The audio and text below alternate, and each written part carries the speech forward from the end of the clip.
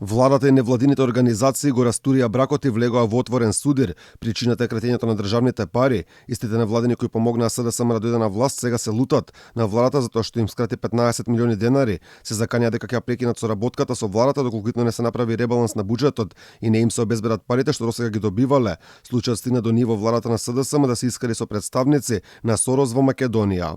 Доколку ставот на владата на Република Северна Македонија не се промени и не се пристапи кон итен ребаланс на буџетот, со што ќе се обезбедат дополнителни 15 милиони денари за реализација на предлог програмата на Генералниот секретаријат на владата за финансирање на програмските активности на Сдруженијата и фондациите за 2022 година, членовите на Советот од редот на граѓанските организации ќе бойкотираат работата на ова советодавно тело се до конечно решавање на ова прашање. Како што е познато, невладините организации одиграа голема улога во инсталирањето на СДСМ на власт пред се олицетворени во така наречената шарена револуција, но по 5 години власт се погласни станува критиките и незадоволството на дел од овие невладини за работата на владата, но очигледно кратењето пари ја прелеа чашата и наку пресвртна точка беше така наречената бомба во која екс-премиерот Заев ги нарече шуто и рогато. Но невладините организации не се соочуваат само со проблемот на кратењето на пари од владата, туку и со приливот од странство.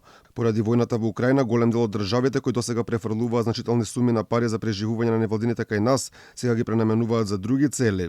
Парите што им ги скрати владата сега ќе бидат пренаменети за Црвениот крст, но и во рацете на Артан Груби кој преку своето министерство за политички систем ќе решава кој ќе ги добие.